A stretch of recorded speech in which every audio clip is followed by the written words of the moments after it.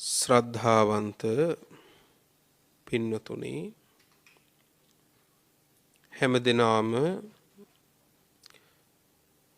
සිරිත් පරිදි බලාපොරොත්තු වන්නේ තමන් ධර්ම ශ්‍රවණය කරන්නටත් මේ දේශනාව ධර්ම දානයක් විදිහට බෞද්ධ රූප වාහිනිය ඔස්සේ ලොව පුරාම විසුරුවා හැරීමටත් ගිරිමානන්ද සූත්‍ර දේශනාව මුල් කරගෙන සිදු කරගෙන යනු ලබන ධර්ම දේශනා මාලාවේ තවත් එක් ධර්ම දේශනාවක් අද සිද්ධ වන්නට යෙදෙන්නේ අදත් මේ උතුම් ධර්ම දානයේ පින්කම ධර්ම දානමේ පින්කමේ පින්වන්ත දායකත්වයේ ධර්මින් කටයුතු කරන්නේ පේරාදෙණිය සහ ඒ අවට ප්‍රදේශවල සමාධි කල්යාණ මිත්‍ර පදනමේ පින්වන්ත සමාජික සමාජිකාවන් පිරිස විසින් මේ හැම දිනම ගිරිමානන්ද සූත්‍ර දේශනාව මුල් කර ගනිමින් ධර්ම දේශනා කිහිපයක්ම දැන් ලෝකේ බොහෝ දෙනාට යහපත පිණිස ශ්‍රවණය කරන්නට ඉඩ අවකාශ සැලසුවා. එහි තවත් දවසක් අද. ඉතින් මේ ධර්ම දානයේ නියුතු ඔබටත් ඔබේ දායකත්වයෙන් බණ අහන සියලු දෙනාටමත් සුවසේම ධර්මාවබෝධයේ පිණිස වේවා කියන තුම් ප්‍රාර්ථනාවෙන් ශ්‍රවණය කරමු. පින්වතුනි, ගිරිමානන්ද සූත්‍රයේ සඳහන් වෙන්නේ ප්‍රධානව දස සංඥාවක් පිළිබඳව කියන එක පින්වතුන් දන්නවා. ඒ දස සංඥාවන්ගේ අපි අවසානයේදී දේශනා කළා පින්වතුනේ 6 වෙනි සහ 7 වෙනි සංඥාවන් පිළිබඳව. විරාග සංඥාවයි නිරෝධ සංඥාවයි පිළිබඳව. අද දවසේ පින්නතුනේ ඔබට දේශනා කරන්නේ 7 වෙනි සහ 8 වෙනි සහ 9 වෙනි සංඥාවන් දෙක පිළිබඳව. ඒ තමයි සබ්බ ලෝකේ අනබිරත සංඥාවයි සබ්බ සංඛාරේසු අනිච්ච සංඥාවයි. පැහැදිලිනේ? පින්වත්නි, සංඥා කියනකොට සංඥා කියන්නේ දැනීම. සංඥාව වැරදුනොත් මොකක් වෙයිද? සංඥාව වැරදුනොත් මොකක් වෙයිද පින්වත්නි?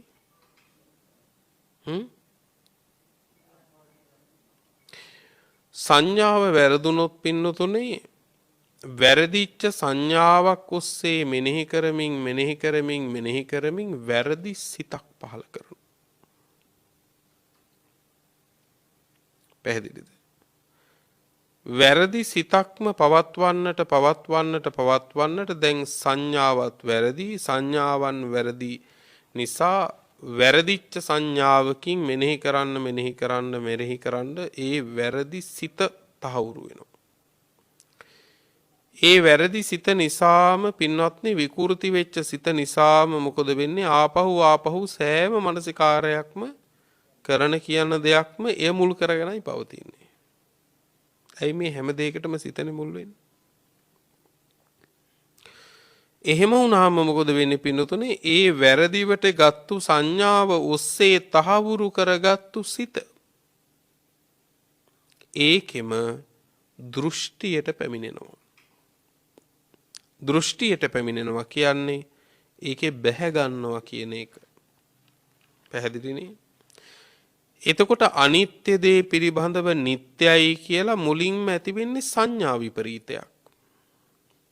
අනිත්‍ය දේ නිට්ටයයි කියලා සංඥාවක් ඇති වෙනවා. එහෙම දැනීමක් ඇති වෙනවා, හැඟීමක්. ඒ විකෘතිය ඇති වෙන්න පුළුවන්. කොහොමද? අනුන්ගෙන් අහපු වැරදි දෙයක් හින්දා හරි එහෙමත් නැත්නම් තමා තුලම ඇති කරගත්තු වැරදි මෙනෙහි කිරීමක් නිසා හරි. දැන් අපිට හිතෙන විදිහට කියලා අපි හිතාගන්න උවත් තියෙනවානේ. ඒක හරි කියොත් හොඳයි. හැබැයි ලෝකේ බුදුවරු පහළ වෙන්නේ පින්නතුනේ ඊටාම දුකසේ කලාතුරකින්.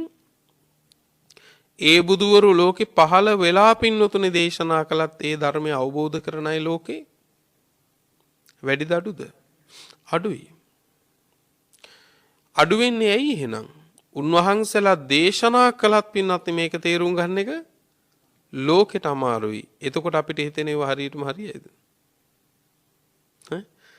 නෑ පින්නත්නි. ලෝකේ බුදුවරයන් වහන්සේ නමක් ඇරුණුකොට ඒ බුදුරජාණන් වහන්සේගේ ධර්මය අනුව ගිහින් මේ මග කෙලවර කරපු කෙනෙක් ඇරුණුකොට වෙන කෙනෙක්ගෙන් පින්නතුනේ මේ කාරණාව හරියටම තෝරගන්න ලෝකේ තෝරගන්න අමාරුයි. දෙවිවරුත් පින්නතුනේ දෙව්ලොව මංමුලා වෙනවා. දෙවිවරු හරියට මංමුලා වෙනවා. ඒකනේ දේශනාව කියන්නේ ලෝකේ බුදුරජාණන් වහන්සේ පහළ වෙලා සියලු සංස්කාර ධර්මයෝ අනිත්‍යයි කියලා දේශනා කරනකොට පින්නතුනේ දෙවියෝ වෙවුලන්න පටන් ගන්නවා කියනවා. තැති ගන්න පටන් ගන්නවා කියනවා. මොකක්ින්දද? දෙවියෝ හිතාගෙන හිටියේ ඌ අනිත්‍ය නෑ කියලානේ. ඇයි මේ අති දීර්ඝ කාලයක් දිව්‍ය සැපත විඳිනකොට දෙවියන්ට හිතුනේ මොනවා අනිත්‍ය වුණත් මේක නම් අනිත්‍ය නෑ කියලා. පින්වත්නි, ජරා මරණ ඇඟමත්තේ වැටිලත් පින්නතුනේ අපිට තේරෙන්නේ නැති එකේ දෙවියන්ට තේරෙයිද? නේ? එතකොට බලන්නකො පින්නතුනේ මෙහි පින්නතුනේ මිනිස්සු මෙරි වැටෙනකොට පින්නතුනේ මේ ලෙඩ රෝග හැදිලා ලෝකෙ මිනිස්සු තවත් රුපියල් 5ක් හරි අනුන්ගෙන් කඩා වඩා ගන්න දැඟලුවේ නැද්ද? දැඟලුවානේ. මිනිස්සුන්ට එදා වේල කා ගන්න බැරුව ඉන්නකොට පින්නතුනේ අනෙකගේ බඩගින්න තේරෙන්නේ නැතුව තමන්ගේ බඩත් ලොකු වුණා කියලා හිතාගෙන කටයුතු කරන මිනිස්සු නැද්ද? ලෝකේ නැයි මිනිස්සුන්ට තේරෙන්නේ නැහැ පින්නතුනේ. මිනිස්සුන්ට තේරෙන්නේ. අපි හිතමුකෝ පින්නතුනේ බෙහෙත් නැහැ කියලා අනික් කාටවත් බෙහෙත් ටිකක් ගන්න තියන්න තු බෙහෙත් ටික ඔක්කොම අපි ගත්තා කියලා. දවසක් එනවා නේද පින්නතුනේ ගත්තු බෙහෙත් තියෙද්දි මැරෙන්න වෙන. එනවද නැද්ද? දවසක් එනවා. බෙහෙත් කොච්චර තිබුණත් මැරෙන්න වෙනවා. මැරුණාට පස්සේ බඩ කපලා බැලුවොත් එහෙම සමහරට බීපු බෙහෙත් ටිකත් බඩේ තියෙන්න පුළුවන්. ඒත් මිනිස්සයා මැරිලා. පින්නතුනේ අපේ රටේ තියෙන ලොකුම පර්වතයේ පිදුරු තලාගල ඒ තරම් හාල් කන්දක් ගොඩ ගැහුවත් පින්නතුනේ හාල් කන්ද ලොකු වුණාට බඩේ ප්‍රමාණය ලොකු වෙන්නේ නැහැ නේ. එච්චර හාල් කන්දක් ගොඩ ගහලා තිබ්බත් අපිට මැරෙන්න දවසක් එනවා හාල් කොච්චර තිබ්බත්. මම මේ කියන්නේ මොකක් ගැනද? මිනිස්සුන්ට තේරෙන්නේ නැහැ ජරා මරණ දැනිලවත් පෙනිලවත් විඳලවත් මේ ලෝකය අනිත්‍යයි කියලා. එහෙනම් මිනිස්සු මත් වෙලා නැද්ද?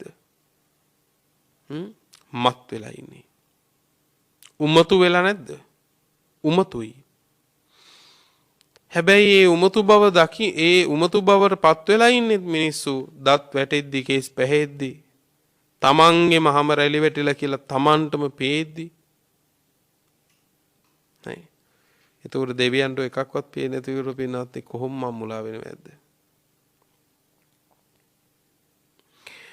එතකොට හොඳට තේරුම් ගන්න පින්වත්නි දෙවියෝ වෙවුලන්න පටන් ගන්නවා මේ ලෝකේ වැරදි සංඥාවන් ගන්නවා මේ අනිත්‍ය දේවල් නිට්ටයයි කියලා. සැප දේවල් පින්වත්නි සැපයි කියලා ගන්නවා දුක් දේවල්. දුක් සහිත දේවල් සැපයි කියලා ගන්නවා. සෝවාන් වෙච්ච ආර්ය ශ්‍රාවකයාත් පින්නතුනේ දුක් සහිත දේ සැපයි කියලා වැරදි සංඥාවක් හදා ගන්නවා. දුක් සහිත දේ සැපයි කියලා වැරදි හිතකුත් හදා ගන්නවා. හැබැයි ඒ වෙනකොට සක්කාය දිට්ඨිය ආදී පින්නතුනේ ප්‍රහාණය නිසා ඒකේ දෘෂ්ටිගත වීමක් නැහැ. අපි සංඥා වෙනුයි සිතෙනුයි නතර වෙයිද? නෑ. ඒකෙම බැහැගත්තට පස්සේ පින්නත් නේ ආයි නිදහස් වෙන්න ඇලීසි. එතකොට මේ සංඥාව වැරදුනොත් ඒ සංඥාවම මෙනෙහි කරන්න පින්නතුනේ සිතක් අපි පහල කරනවා. සිතක් පින්නතුනේ තහවුරු කරගන්නවා අර වැරදි සංඥාව මුල් කරගත්තු. ඒ සිතම පවත්වන්න ඒ සිතම තහවුරු කරගන්න ඒක දෘෂ්ටිගත වීමකට යනවා. අපි එතනින් නිදහස් වෙන්නේ ඊට පස්සේ. ඒ වැරදි සංඥාවේ වැරදි දෘෂ්ටිය ඇති වෙන්න පුළුවන් එක්කෝ අනුන්ගෙන් අහලා නැත්තම් Tamanට හිතෙන විදිහට තෝරන්න ගිහිල්ලා මේවා. Tamanට හිතන විදිහට කල්පනා කරගන්න ගිහිල්ලත් ඇති වෙන්න පුළුවන්. කෙසේ හෝ වේවා ඒකයි කියන්නේ මේ දස සංඥාවන් විකෘති සංඥාවන් නෙවෙයි. යථා ස්වභාවයයි. ඒකෙන් වෙන්නේ පින්නතුනේ මම් මුලා වෙච්ච සත්වයව පින්නතුනේ මම් මුලාවෙන් අත මුදවන එක. පැහැදිලි නේද? වැරදි සංඥාවන් හින්දා අපි මම් මුලා වෙච්ච පිරිසක්. අන්න ඒ මම් මුලාව නැති කර ගන්නට නම් මේ දස සංඥා වඩන්න ඕන. අපි මත් වෙච්ච පිරිසක්.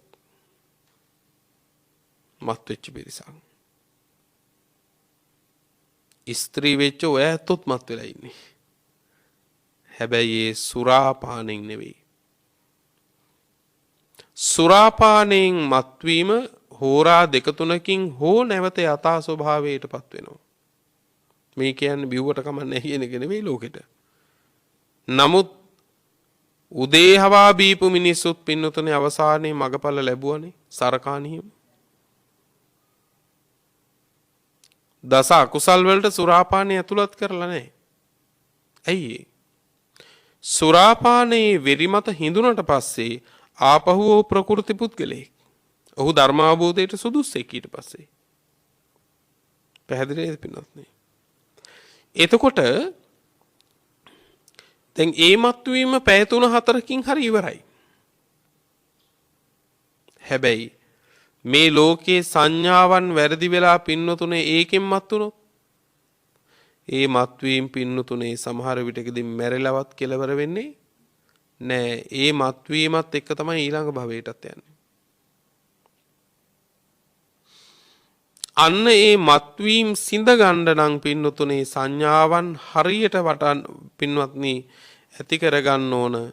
ඒකට මේ දස සංඥාවන් වඩන්න ඕන. එතකොට අද ඔබට දේශනා කරනවා කිව්වේ පින්නතුනේ 8 වෙනි සංඥාවත් 9 වෙනි සංඥාවත්. 8 වෙනි සංඥාව තමයි මොකද්ද? සබ්බ ලෝකේ අනබිරත සංඥාව. සබ්බ කියන්නේ සියලු. ලෝකේ කියන්නේ ලෝකයෙහි. අනබිරත අභිරත කියලා කියන්නේ පින්වත්නි වඩා ඇල්ම, දැඩි ඇල්ම. එතකොට අනබිරතය කියන්නේ දැඩිව නොඇලීම. පැහැදිලි නේද? පින්නතුනි මේ ලෝකේ කාම ලෝකයක් තියෙනවා, රූප ලෝකයක් තියෙනවානේ. මේ භව පැවැත්ම කෙරෙහි පින්නතුනේ තියෙනවා මිනිස්සුන්ගේ හිතේ සත්වයාගේ సంతානේ බලවත් ආසාවක්. ඒක කියන්නේ භව රාගය කියලා, භව තණ්හාව කියලාත් කියන්නේ ඒක. පැහැදිලි නේද පින්නත්නි? භව රාගය කියලා එකක් තියෙනවා. දැන් මේ භව තණ්හාව භව රාගේ කවදා ඇති වුණාද කියලා හෙව්වොත් මෙන්න මෙදා ඇති වුණා, ඌට කලින් ඕක තිබ්බේ නැහැ කියලා කියන්න බෑ.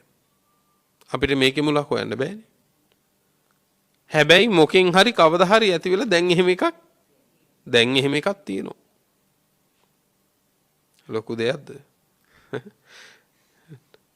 නෑ පින්වත්නි. ඒ නිසානේ මේ කර්මයේ සැකසි යන්නේ පින්වත්නි මේ සසර නේද? එක බර කරත්තයකින් ගවයා ගලවනකොට පින්නතුනේ මොකද කරන්නේ? ඊළඟ කරත්තෙට කර තියෙනවා. ඒක හොඳ කරත්තේ කියනවා. දැන් මේක දිරලා මේක අබලන් මේක පාරේ දක්කගෙන යන්න බෑ. ඒ හින්දා මොකද කරන්නේ? ඒ කරත්තෙන් මිදිලා මේ ගවයා පැනලා දුවනව නෙමෙයි. ඒ කරත්තේ නැතුව වෙන කරත් එකට කර තියෙනවා. නේද පින්නත්නි? එතකොට දැන් මේ භව රාගෙහි කියලා එකක් තියෙනවා. භව තණ්හාව කියලා එකක් තියෙනවා. එතකොට මේ සත්වය පින්නතුනේ භව කියලා කියන්නේ මේ කර්ම ශක්තියනේ. නේ? දැන් එතකොට පින්නත්නි මේ ලෝකේ සත්වයා දැන් කාම ලෝකේ ඉන්න සත්වයා පින්නත්නි ඇස කන නාසය දිව ශරීරය සහ මනස කියලා මේ ආයතන 6කින් අරමුණු ගන්නවා. මේ ආයතන 6ක් ඔස්සේ අරමුණු ගන්නවා පිළිතුරේ. දැන් ඇස මෙහි තිබිලා රූපේ එහෙ තිබුණයි කියලා එතන බන්ධනයක් නැහැ. කන මෙතන තියෙනවා ඇහෙන සද්ද පිට තියෙනවා එතන බන්ධනයක් නැහැ. එහෙම බන්ධනයක් තියෙනවා නම් රහතන් වහන්සේලාටත් ඒ බන්ධනේ තියෙන්න ඕන. ඒ උන්වහන්සේට සවනක් තියෙනවා ලෝකේ සද්දක් තියෙනවා. උන්වහන්සේට දෙනෙතක් තියෙනවා පේන රූපත් තියෙනවා. අපිටත් ඇහක් තියෙනවා රූපත් තියෙනවා.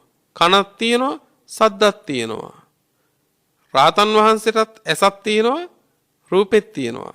කනක් තියෙනවා සද්දෙත් තියෙනවා. හැබැයි රහතන් වහන්සේටවත් නැති එකක් අපිට තියෙනවා. හැබැයි රහතන් වහන්සේට තියෙන තව දෙයක් අපිට නැහැ. මොකද්ද? අපිට රහතන් වහන්සේට ඒ රූපයත් ඒ ඇහත් අතර බන්ධනයක් නැහැ පින්නතුනේ. අපිට ඒක තියෙනවා. ඒ හින්දම රහතන් වහන්සේට තියෙන නිවීම අපිට නැහැ. පේනව නේද පින්නත්? හැබැයි අපි ලෝකේ තියෙන රූප හොය හොය බල බල ගියේ මොකටද? සැනසෙල්ලට, සතුටට, සැපයට කියලා. නමුත් බලපු තරමක් අපි ගොඩ ගහලා තියෙන පින්නතුනේ දුකටම හේතුද නැද්ද? දුකටම හේතු. දැන් ඇහැට රූප බලලා ඇද්ද?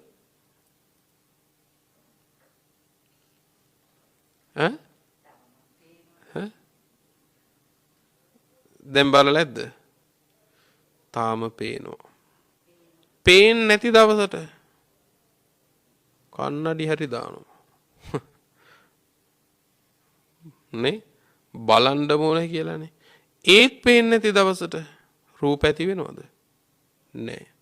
අතීත රූප හරි හොයනවා. මේවා මෙහෙම ඇති කියලා හරි හිතෙන් හොයනවනේ. මේ හැම එකකටම කර්ම සකස් වෙනවා. ඇසෙන් රූප බලලා ඇති නැත්තම් රූප බලන්න ඇසක් පහළ වෙනවා. මේ ඇස තාම රූප බලලා ඇති කියන තැනට ආපු එකක් නෙමෙයිනේ. ඉතින් මොකද වෙන්නේ?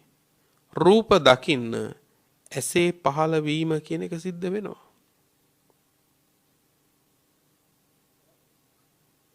විඥාන පත්‍යා නාම රූපං නාම රූප පත්‍යා සලආයතන. ඒකයි කිව්වේ ඇස කර්මයෙන් හටගත්තු එකක්. කන කර්මයෙන් හටගත්තු එකක්. නාසය කර්මයෙන් හටගත්තු එකක්. කර්මයෙන් හටගත්තුවා. පැහැදිලි නේද පින්වත්නි? ඒක නිසා තමයි මේවා කර්ම කියන්නේ මේ හේතුනේ. හේතුන්ගෙන් හටගත්තා. දැන් පුළුවන් ද වසඟේ පවත්වන්න? පුළුවන් ද පින්වත්නි? වසඟේ පවත්වන්න බෑ. මගේ S2 කියලා කිව්වට ඒ S2 මගේ වසඟේ තමයි නැත්තේ. නේද? මගේ ශරීරය කිව්වට අපේ වසඟේ තමයි නැත්තේ. දැන් එතකොට පින්වත්නි මේ රූප, ශබ්ද, ගන්ධ, රස, ස්පර්ශ ධර්මාදී කියන මේ අරමුණු නිසා පින්නතුනේ අපි ස්කන්ධයන් පහල කරනවානේ. මේ පංචේන්ද්‍රය මේ ඉන්ද්‍රියයන්ගෙන් ගන්න අරමුණු නිසා ස්කන්ධයන්ගේ පහළවීම තියෙන්නේ. නමුත් ඒ ස්කන්ධයන් කියන්නේ උපාදානය නෙමෙයි. නමුත් ස්කන්ධයන්ගෙන් තොරව උපාදානයක් නැහැ. රූපස්කන්ධය කියන්නේ උපාදානය නෙමෙයි. පැහැදිලිද? වේදනාස්කන්ධය කියන්නේ උපාදානය නෙමෙයි. හැබැයි රූපස්කන්ධයක් නැතුව උපාදානයක් නැහැ. ඔබට තේරෙනවද පින්වත්නි?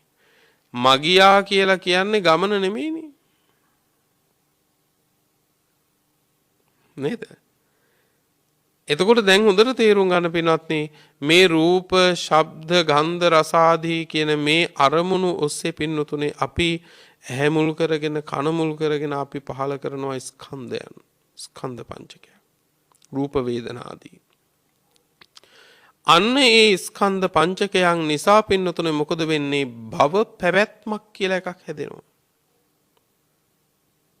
පාදාන පච්චයා භවෝ. ඔන්න භව පැවැත්ම. පැහැදිලිනේ?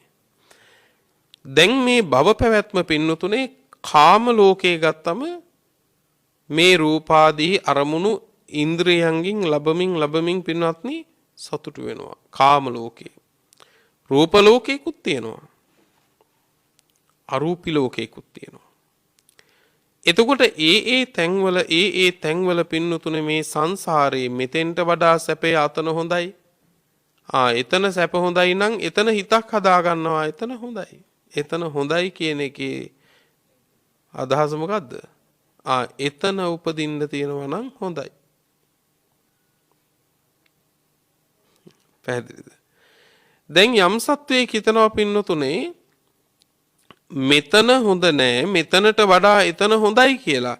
එතකොට එතන කෙරෙහි තියෙන්නේ පින්වත්නි අතුලාන්තයෙන් බැඳිච්ච බැඳීමක්. මේ ගහේ ගෙට ගහපු මිනිස්සෙක් මේ ගහේ ගෙට ගහලා ඉන්න ගමන් හිතනවා අර ගහේ ගෙට ගහුවනම් මීට වඩා හොඳයි කියලා.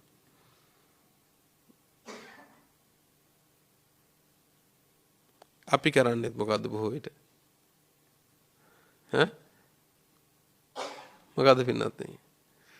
මේ ගහෙන් ලිහලා අර ගහ ගෙට ගහුවනම් හොඳයි. එතෙක් තියෙන්නේ ගැට ගැහිල්ලටම තියෙන කැමැත්තක්. බැඳෙන්න තියෙන එක මේ පින්නත්නි ලියා ගන්න ඕන නෑ නේ කියන්නේ. එයාට ඕනේ ගහ මාරු කරන්න විතරයි. තේරෙනවද? මගියෙක් පින්නත්නි මම ගමනක් යනවා කියලා අපි හිතමු පින්නතුනේ යමෙක් තීරණය කරනවා පින්නතුනේ මාතර යන්න. මම මාතර යනවා කියන සිත තියෙනකන් නේද බස් එකකට මාරු වෙවි යන්නේ.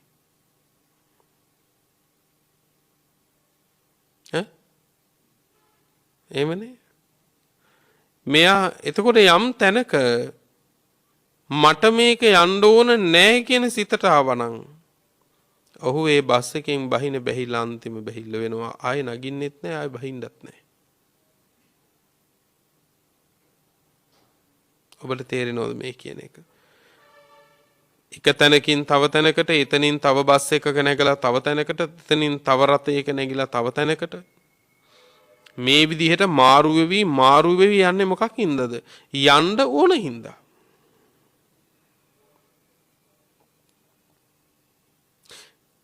ඔබට වැටහෙනව ඇතිනේ.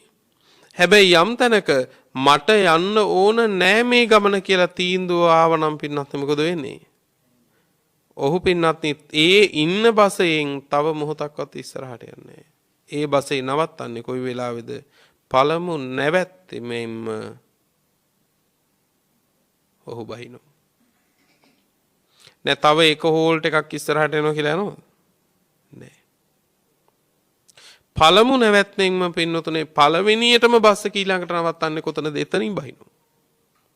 ඒ බහින්නේ ආයේ ඒ බස් එකටවත් ආයේ වෙන බස් එකකටවත් නගින්න බලාගෙන නෙවෙයි. ඔහුගේ ගමන එතනින් ඉවරයි. සබ්බ ලෝකේ අනබිරත සංඥා කියන තැන දැන් ඔබට තේරෙනවා ඇතිනේ. මේ තැන ගැන නෙවෙයි ඒ තැන ගැන අපේක්ෂාවක් හැදෙන්න පින්නතුනේ අපි මේ භව පැවැත්ම තහවුරු කරනවා. එතකොට මේ කොතනක හෝ භව පැවැත්මෙහි තියෙනා වූ නොවැල්ම නොවැලීම කියන එක තමයි පින්නතුනේ සබ්බ ලෝකේ අනබිරත සංඥා කියලා කියන්නේ. තේරෙනවද නේද? පින්වත්නි බුදුරජාණන් වහන්සේ වැඩ ඉන්න කාලේ ඔබට මතක ඇති සාරිපුත්ත මහරහතන් වහන්සේගේ හිතවන්ත දායකයෙක් බ්‍රාහ්මණෙක් මරණාසන්න වුණා. මේ මරණාසන්න බ්‍රාහ්මණයා ඒ තරම් හොඳ කරගත්තු කෙනෙක් නෙවෙයි මරණින් මත්තේ පින්නතුනේ නිරේ වැටෙන්න ඉඳපු කෙනා. සාරිපුත්ත මහරහතන් වහන්සේ මේ බමුණ ළඟට ගිහිල්ලා දේශනා කරනවා බමුණ නිරය බොහොම දුක් තියෙන තැනක්. ඒ නිරයත් එක්ක සංසන්දනය කරද්දි බ්‍රාහ්මණය තිරිසන් ලෝකේ නිරයට වඩා හොඳයි කිව්වා. මේ කියන්නේ තිරිසන් ලෝකේ හොඳයි කියන එක නෙවෙයි. නිරය එක්ක බලද්දි තිරිසන් ලෝකේ හොඳයි. පැහැදිලිද? ඒ නිසා බ්‍රාහ්මණය තිරිසන් ලෝකේ උපදිනවා නම් හොඳයි කිව්වා. දැන් බ්‍රාහ්මණය ලෙඩ ඇඳීම සිත නැගිටවන ඔකදෙන්ද? තිරිසන් ලෝකෙට. දැන් සාරිපුත්තයන් වහන්සේ දේශනා කරනවා බ්‍රාහ්මණය තිරිසන් ලෝකේ තියෙනව නේද? පිනක්වත් අනුමෝදන් වෙන්න බෑ. දුර්වලයා විසින් දුර්වලයව මරාගෙන කනවා ප්‍රබලයා විසින්. අස්වැසිල්ලක් නෑ. තිරිසනා දීපු කෑම ටික කන්නෙත් පුදුම බයකින්. ඒ තිරිසන් ලෝකෙත් එක්ක සසඳලා බලද්දි പ്രേත ලෝකේ හොඳයි කිව්වා. ඒ පිනක් හරි අනුමෝදන් වෙන්න පුළුවන්. හැබැයි මේ තිරිසන් ලෝකේ හරි විචිත්‍රයි පින්නත්නි. තිරිසන් ලෝකේ තරම් විචිත්‍ර ලෝකයක් නෑ කියනවනේ. ඒ කොච්චර ඉන්නවද බලන්නකෝ. දැන් පක්ෂීන් ගත්තම තිරිසන් උනේ. ඒ පක්ෂි ලෝකේ කොච්චර විචිත්‍රද? මුහුද ගත්තොත් එහෙම මුහුද ඉන්න මත්ස්‍යයෝ කොච්චර විචිත්‍රද නේද? සිව්පාව ගත්තම කොච්චර විචිත්‍රද? ඒ තරම් විචිත්‍ර නැහැ. දැන් මනුස්ස ලෝකේ එහෙම විචිත්‍ර නැහැනේ. මනුස්ස ලෝකේ එකයි. එකම විදිහයි. ඔය පාට පොඩ්ඩක් වෙනස් වුණොත් උසමහත වෙනස් වුණොත් නිසක්කා නේද? හැමෝගෙම නහය තියෙන තැන නහය කන තියෙන තැන කනක් මහ කරුමයක් කරගෙන ආවොත් ඇරෙන්න. තිරිසන් ලෝකේ හරි විචිත්‍රයි. ඊට වඩා විචිත්‍ර එකක් තියෙනවා. ඒ මොකද්ද?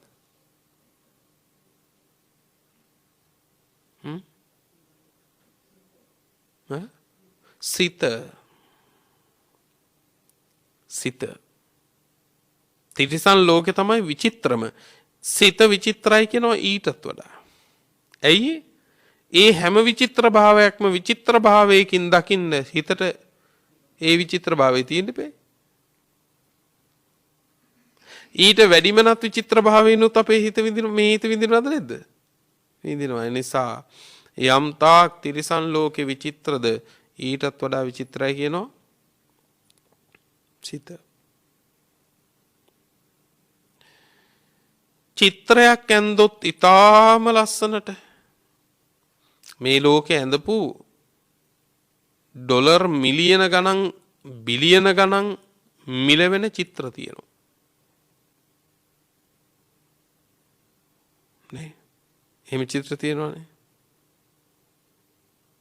ඒ ඊටාම අධික මාත්‍ර වෙච්ච චිත්‍රය ඉච්ඡර මිල වෙන්නේ විචිත්‍ර භාවයේ හින්දාද නැද්ද?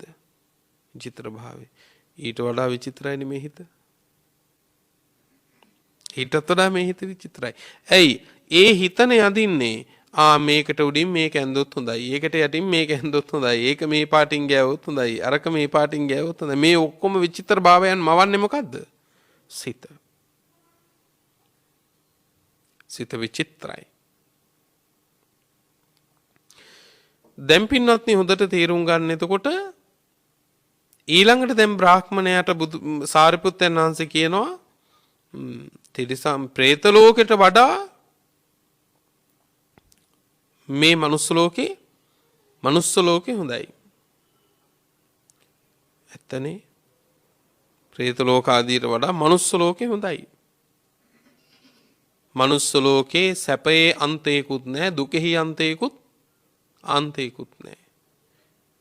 දැන් ඔයත් හිතන්න එපා එහෙනම් ඕක තමයි මධ්‍යම කියන්නේ කියලා. දැන් බොහෝ දෙනෙක් මධ්‍යම ප්‍රතිපදාව කිව්ව ගමන් කියන්නේ මැද කියලා. එහෙමනේ කියන්නේ නේ. ඇත්තට මධ්‍යම ප්‍රතිපදාව කියන්නේ මැදද නැද්ද?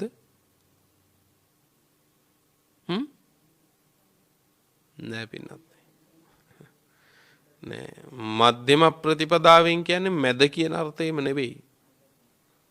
දැන් නිකම් මෙහෙම හිතන්නකො මධ්‍යම ප්‍රතිපදාව සම්මා දිට්ඨිය තියෙනවා, සම්මා සංකප්ප තියෙනවා, සම්මා වාචා, සම්මා ආජීව, සම්මා කම්මන්ත උහමනේ. සම්මා වාචා කියලා එකක් තියෙනවා. වාචා කියන්නේ වචනනේ. කතා කරන වචනවල පින්නතුනේ මැද කෝකද? කියන්නකෝ බලන්න.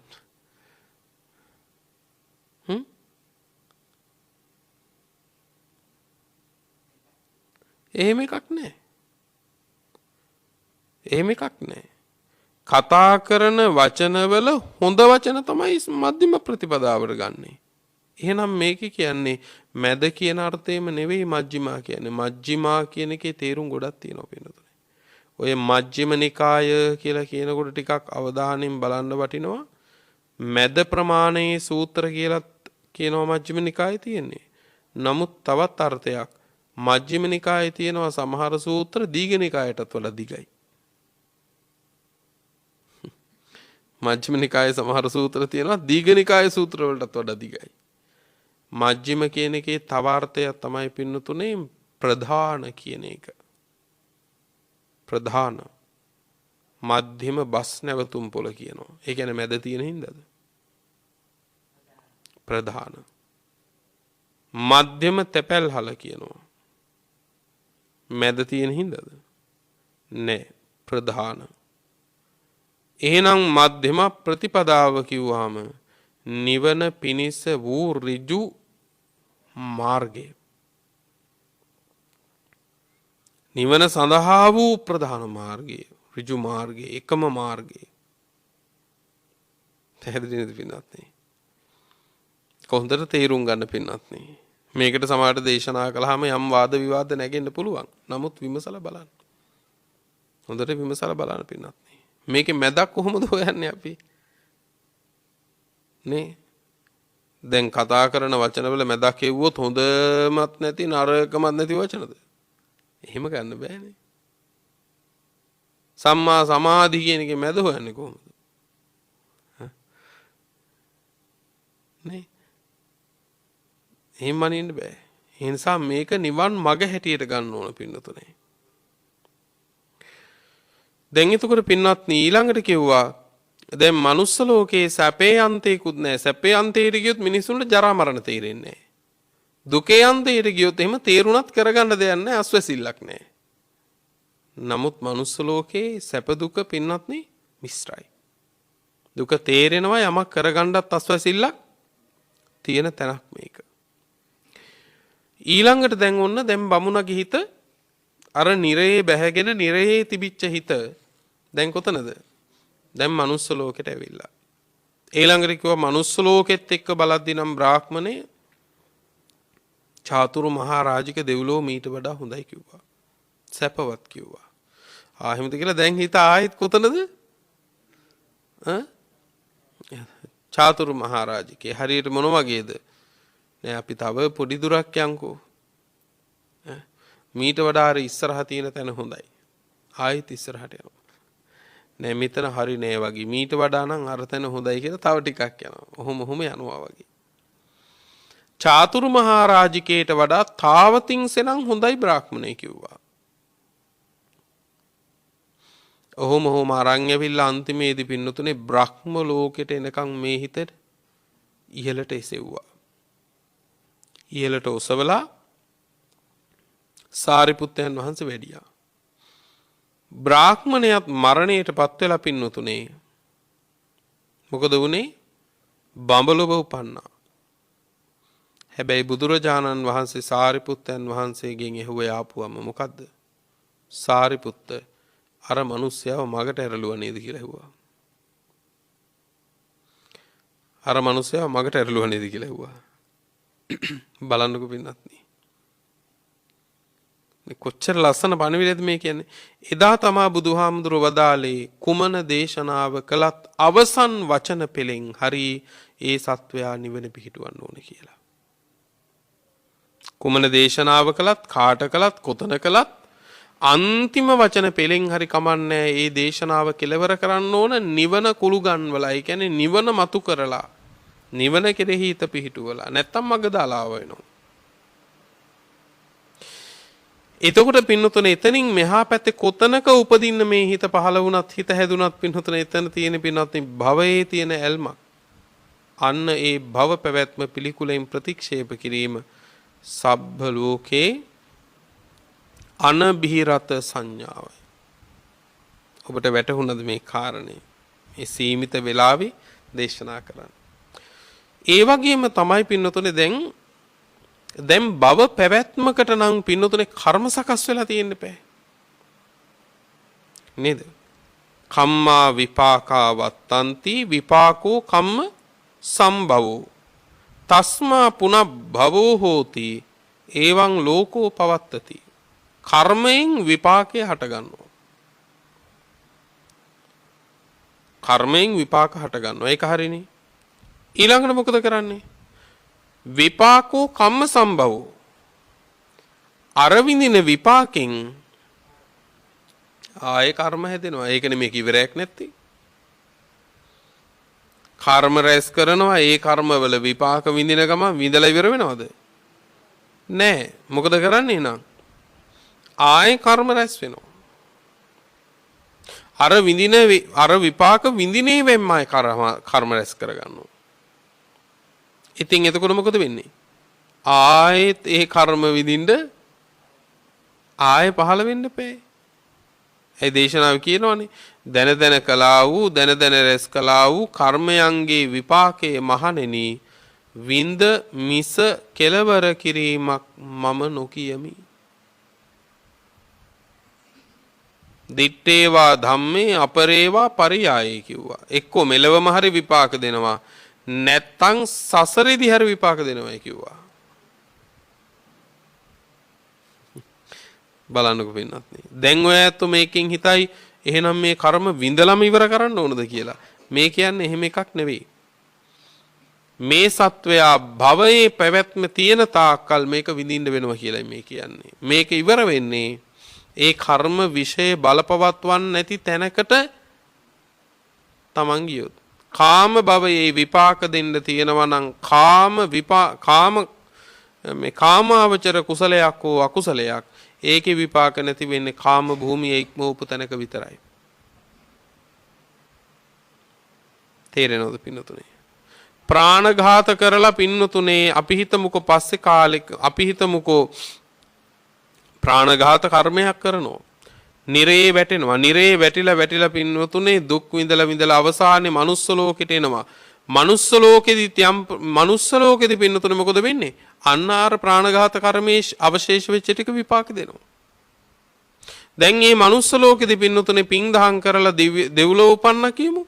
දෙව්ලොවින් චුත වෙලා ආයෙ කොතන හරි වැටිච්ච තැනකදී ඉතුරු නම් ආයෙ විපාක දෙනවා. එහෙනම් කාම භවයේ ඉක්මවපු තැනකදී විතරයි කාම භවයක විපාක දෙන කර්ම වලින් නිදහස් වෙන්න පුළුවන්. පැහැදිලිද? එක්කෝ අනාගාමී වෙලා බඹලෝ උපදින්න ඕන නැත්නම් රහත් වෙලා පිරිනිවන් පාන්න ඕන. දැන් එතකොට හොඳට තේරුම් ගන්න ඒ කර්ම පින්වත්නි ඒ කියන විදිහට පින්නතුනේ දැන් භවය කෙරෙහි රාගයක් තියෙනවානේ පැවැත්ම කෙරෙහි. ඒ භවයක පැවැත්මට කොහොමද හැදෙන්නේ? දැන් කර්මයෙන් විපාක හැට ගන්නවා, විපාකයෙන් කර්ම හැට ගන්නවා, තස්මා පුනබ්බවෝ හෝති. ඔන්න පුනර්භවය හැදෙනවා. ඒකෙන් තමයි පුනර්භවය සිද්ධ වෙන්නේ. ඒවන් ලෝකෝ පවත්තති. ඔය විදිහට ස්කන්ධ ලෝකේ පවතිනවා. එතකොට අපි මේ මොකද්ද එතන එහෙනම් තාමත් අපි මේ පවතින්නේ මොකක්ින්දද? කර්ම ඉවර කළෙත් නෑ, විපාක ඉවර කළෙත් නෑනේ. කම්මක්ඛය කියලා කිව්වේ ඒකනේ මේ කර්මයේ ක්ෂය කළා නම් අතීත කර්ම ක්ෂය කිරීමක් නෙවෙයි කියන්නේ. එහෙනම් මොකද්ද? වර්තමානයේ කර්ම සකසන්නේ. කර්මක්ෂය කිව්වම විඳලා ඉවර කිරිල්ලක් ගැන නෙමෙයි බුදුදහම කියන්නේ. වර්තමානයේ කර්ම රැස් කරන්නේ කර්ම රැස් කරන්නේ ටිකක් ගැන. එතකොට ඒ කර්ම පුඤ්ඤාභි සංඛාර වෙන්න පුළුවන්. පුඤ්ඤාභි සංඛාර කියන්නේ පිං. ඊළඟට අපුඤ්ඤාභි සංඛාර පව්. ආනිඤ්ඤාභි සංඛාර ඒ කියන්නේ ධාන කුසල්. ධාන කුසලේ බඹලෝවාදී රූපාරූපී බඹලෝ උපදින්න හේතු වන මේ ධාන කුසලේ තමයි පින්වත්නි මේ කියන්නේ. ආනෙන්ජ කියලා කියන්නේ ඇයි? ආනෙන්ජ කියන්නේ පින්වත්නි වෙනස් වෙන්නේ නැති හින්දා, හෙල්ලෙන්නේ නැති හින්දා. පැහැදිලිනේ? දැන් මේ සෑම සංස්කාරයක්ම පුඤ්ඤාභි සංඛාර, අපුඤ්ඤාභි සංඛාර, ආනෙන්ජාභි සංඛාර මේ සෑම සංස්කාරයක්ම සබ්බේ සංඛාරා අනිච්ඡාති යදා පඤ්ඤාය පස්සති කිව්වේ ඒකයි. මේ සෑම සංස්කාර ධර්මයක්ම අනිත්‍ය වශයෙන් නුවණින් දැක්කනම් අත නිබ්බින්දති ලෝකේ මේ ලෝකේ ගැන කලකිරෙනවා. මොන ලෝකේ ගැනද? සබ්බ ලෝකේ අනබිරත සංඥා කියන උතර නේද එහෙනම්? දැන් තේරෙනවද මේ ලෝකේ යම් තැනක පින්නත් මේ සීල සංස්කාර ධර්මයන්ගේ අනිත්‍යතාවය දැක්කනම් දැන් මං 8 වෙනි සංඥාව කිව්වේ සබ්බ ලෝකේ අනබිරත සංඥාව. 9 වෙනි සංඥාව මොකද කිව්වේ? සබ්බ සංඛාරේතු අනිත්‍ය සංඥා. එතකොට කියනවා සබ්බේ සංඛාරා අනිච්ඡාති යදා පඤ්ඤාය පස්සති අත නිබ්බින්දති දුක්ඛේ. අත නිබ්බින්දති දුක්ඛේ. දුක ගැන කලකිරෙනවා. දුක කියන්නේ මොකද්ද? මේ ලෝකයේමනේ දුක කියන්නේ. එහෙනම් පින්වත්නි සබ්බ ලෝකේ අනබිරත සංඥාවත් සබ්බ සංඛාරේසු අනිත්‍ය සංඥා කියන මේ දෙකම එකටම පවතිනා වූ ස්වභාවයක්. ඒ කියන පිං පව් ධාන කුසල් මේ හැම දෙයක්ම අනිත්‍යයි. මේ හැම දෙයක්ම අනිත්‍යයි. එහෙනම් පින අනිත්‍යයි නම් ඒ පිනෙන් උපදින්නා වූ පිනෙන් හටගන්නා වූ මතු කාම සැපතක් වෙයි නම් ඒක අනිත්‍යයි. ඔන්න සබ්බ ලෝකේ අනබිරත සංඥාව. ඒ ලෝකේ ගැන හිතේ යල්මක් නෑ. ඒ යල්ම නැති වෙලා යනවා. ඇයි? ඒ කාම ලෝකය අනිත්‍යයක්. ඇයි අනිත්‍ය වෙන්නේ? එය උපද්දවන, එය පහල කරවන පින නැමැති සංස්කාරය අනිත්‍ය නිසා. පින නැමැති සංස්කාරය අනිත්‍ය වශයෙන් දකිනකොට සබ්බ සංඛාරේසු අනිච්ච සංඥාව වැඩෙනවා. ඒ වගේම පින්නතුනේ ඒ පිනෙන් හටගත්තා වූ යම් සැපතක් වේ නම් අනාගත භවයක වේවා. ඒක අනිත්‍ය වශයෙන් දුක් වශයෙන් දකිනකොට පින්නතුනේ එතන නොවැළීම හට ගන්නවා පින්නතුනේ. එතකොට සබ්බ ලෝකේ අනබිරත සංඥා. දැන් ඔබට වැටහෙන්නේ නැති මේ කාරණා දෙක අතර මේ සංඥාවන් දෙක අතර තියෙන ගැළපීම සම්බන්ධය. එතකොට පින්වත්නි මේ හැම දෙයක්ම අනිත්‍යයි. පවත් අනිත්‍යයි. පව නිට්ටය වුණොත් එහෙම නිරේ ගිය කෙනෙක් නිරේන් ගැලවෙන්නේ නැහැ. පව නිට්ටය වුණොත් പ്രേත ලෝකේ ගිය සත්වයා പ്രേත ලෝකෙමයි. එහෙම වුණොත් නියත අපායක් පෙන්වන්න වෙනවා. බුදුදහමේ නියත අපායක් පෙන්වන්නේ නියත සුගතියක් පෙන්වනවද? නියත සුගතියක් පෙන්වන්නත් නෑ බුදුදහමේ. එහෙනම් පින්නතුනේ පින නිට්ටය වෙන්න ඕන. නෑ පිනත් අනිත්‍යයි. පවත් අනිත්‍යයි. ධානයකින් උපද්දවපු ධාන සැපයක් වෙනං ඒකත් අනිත්‍යයි. එහෙනම් මේ කොතනකවත් පින්නතුනේ මේ ශ්‍රාවකයා පින්වත්නි ඇල්මක් උපද්දවන්නේ මේ සෑම සංස්කාරයකින්ම හටගන්නා වූ සංකාරපච්චා විඥානං විඥානපච්චා නාම රූපං කියලා මේ යන ගමනේ කොතනක ඉපදුනත් කොතනක පහළ වුණත් ඒ හැම තැනක්ම අනිත්‍යයි දුක්ඛයි අනාත්මයි පිළිකුලයි කියලා පින්නත් දකින්නකොට නොඇල්ම ඇති වෙනවා සබ්බ ලෝකේ අනබිරත සංඥා. තේරෙනවද පින්නත්? ඉතින් හොඳයි අද දවසේ ඔබට දේශනා කළේ සබ්බ ලෝකේ අනබිරත සංඥාවත් සබ්බ සංඛාරේසු අනිච්ච සංඥා කියන සංඥාවන් දෙක.